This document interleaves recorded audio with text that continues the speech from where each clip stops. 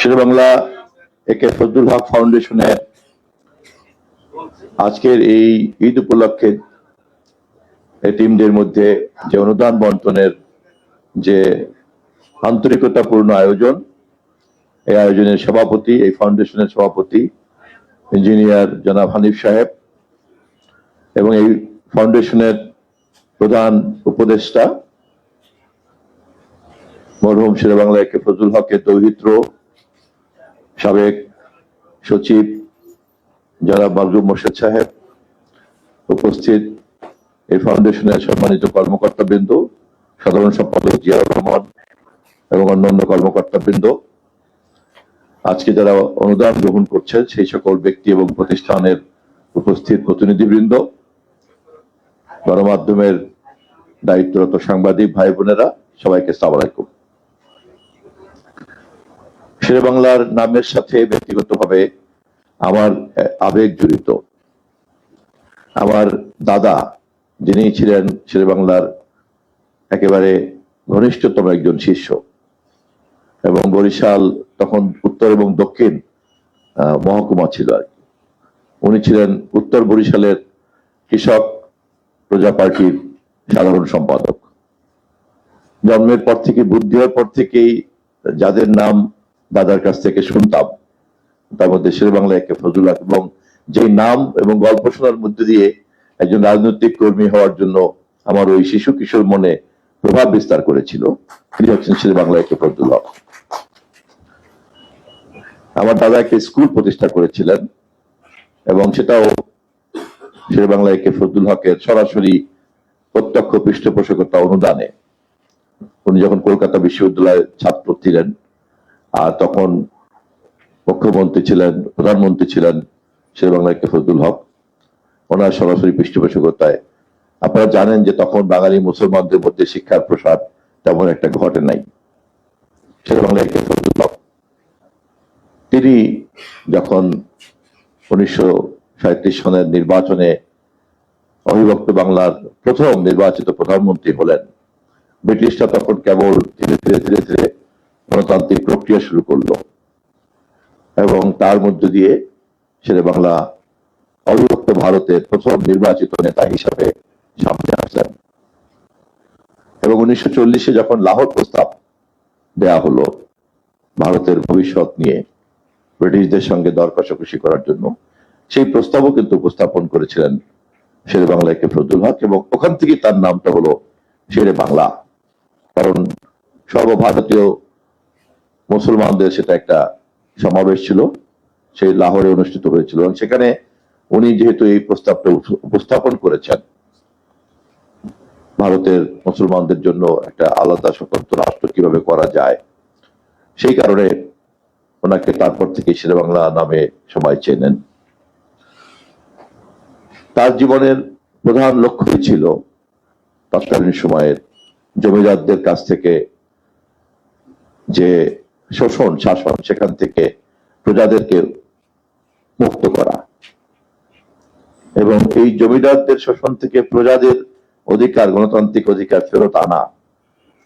তারপরে বিভিন্ন রকম যে মহাজনী সুদের মধ্যে আটকে গেল কৃষকরা, তাদেরকে ঋণের ফাঁদ থেকে বের করে আনা, যে কারণে ঋণ সালিসি বোর্ড করা হলো। এবং এইভাবেই জমিদারি প্রথা একটা পর্যায়ে গিয়ে কিন্তু বিলুপ্ত হয়ে গেল এবং কৃষকরাও বা প্রজারাও কিন্তু ঋণ থেকে মুক্তি পেয়ে গেল। এবং তারপর ধারাবাহিকতা অনুযায়ী বাঙালি মুসলমানদের মধ্যে শিক্ষার প্রসার করতে শুরু করলো এবং এখন আমাদের দেশে আর এই সমস্যাটা নাই। কিন্তু যারা ইতিহাস সম্পর্কে চর্চা করেন তারা সকলেই বুঝতে পারবেন যে জমিদারি প্রথার হাত থেকে এই কৃষকদেরকে, প্রজাদেরকে রক্ষা করা, জমিদারি প্রথা বাতিল করা, ঋণ সালিসি বোর্ড গঠন করা এবং এইভাবে কৃষক প্রজাদের, কারণ এর 90% তখন মুসলমানরা ছিল কৃষক প্রজা, জমিদারদের বেশিরভাগই ছিল তখন হিন্দু।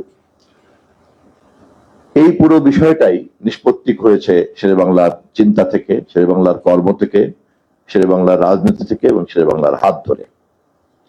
একই সঙ্গে এটাও আমাদেরকে খেয়াল করতে হবে, যখন জমিদারি প্রথা উচ্ছেদ হয়ে গেল এবং প্রজা জমিদারের সম্পর্ক যখন আর থাকলো না, স্বাভাবিকভাবেই শেরেবাংলার রাজনীতিও কিন্তু অপ্রাসঙ্গিক হয়ে পড়লো।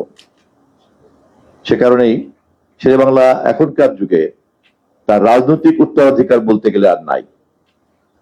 কারণ তিনি যে রাজনীতিটা করতেন, সেই জমিদারি প্রথা যেহেতু শেষ হয়ে গেছে, প্রজারা যেহেতু মুক্তি পেয়ে গেছে, এ কারণে আর কৃষক প্রজা পার্টির কিন্তু আর প্রয়োজন পড়ে নাই।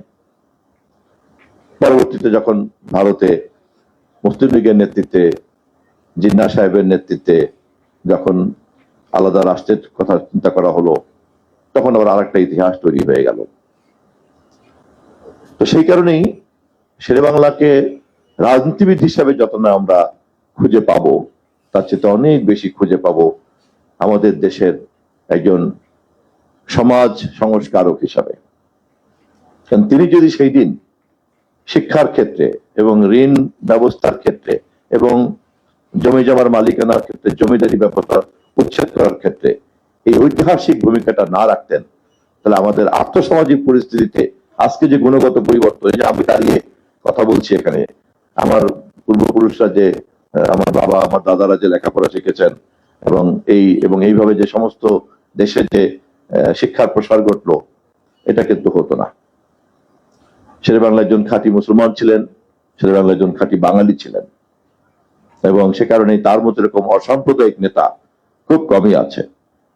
শেরেবাংলা যখন প্রধানমন্ত্রী, তখন তিনি মুসলিম লীগের সঙ্গেও সরকার ভাগাভাগি করেছেন, আবার তিনি হিন্দু মহাসভার সঙ্গেও সরকার ভাগাভাগি করেছেন। আপনারা অনেকেই জানেন শ্যামাপ্রসাদ তার মন্ত্রণালয়ের অর্থমন্ত্রীর দায়িত্ব ছিল, আবার নাজিম উদ্দিনরাও তার মন্ত্রণালয়ে ছিল এক সময়। আমি আজকে আর কথা বাড়াবো না। আমি মনে করি যে যেহেতু শেরেবাংলায় ফজলুল হকের রাজনৈতিক উত্তরাধিকারটা সঙ্গত কারণেই নাই, সেই কারণে শেরেবাংলা ফাউন্ডেশনকে কিন্তু অনেক বেশি দায়িত্ব নিতে হবে আর এই কর্মকে পরবর্তী প্রজন্মের কাছে পৌঁছে দেওয়ার জন্য। এবং সেই কারণে শুধুমাত্র এই দান অনুদান এবং এই ধরনের যে সমাজকর্ম, এর মধ্যেই কিন্তু শেরেবাংলা ফাউন্ডেশনকে আটকে থাকলে চলবে না। শেরেবাংলা ফাউন্ডেশনের কিন্তু কাজ আরো অনেক বড়। আমি আমার অবস্থান থেকে যতটুকু সমর্থ সবটাই আমি শেরেবাংলা ফাউন্ডেশনকে দিতে চাই। আমি অনুরোধ করছি, আপনারা ফাউন্ডেশন এরপরে যখন আপনাদের কর্ম পরিকল্পনা গ্রহণ করবেন, আপনারা যখন আপনাদের বাৎসরিক পরিকল্পনা হোক, 5 বছরের পরিকল্পনা হোক, যে কোনো পরিকল্পনা তৈরি করবেন, আমাকে সেই পরিকল্পনা প্রণয়নের সঙ্গে যুক্ত রাখলে আমি খুব খুশি হব। পরিশেষে আমি আবারও আপনাদেরকে শুভেচ্ছা জানিয়ে ফাউন্ডেশনের সভাপতি হানিফ শাহকে, হানিফ শাহকে বিশেষভাবে ধন্যবাদ জানিয়ে, এবং অনেকদিন পরে দেখা হলো, উনি যে মন্ত্রণালয়ের সচিব ছিলেন সেই মন্ত্রণালয়ের দায়িত্বই আমাকে মন্ত্রী হিসাবে পালন করতে হচ্ছে। এটা একটা কোইন্সিডেন্স। আমার ভালো লাগলো ওনাকে দেখে। আমি তার সুস্বাস্থ্য কামনা করছি এবং আপনাদের সকলের সঙ্গে আবার ভবিষ্যতে মিলিত হবো এই প্রত্যাশা ব্যক্ত করে শেষ করছি। আসসালামু আলাইকুম সবাইকে।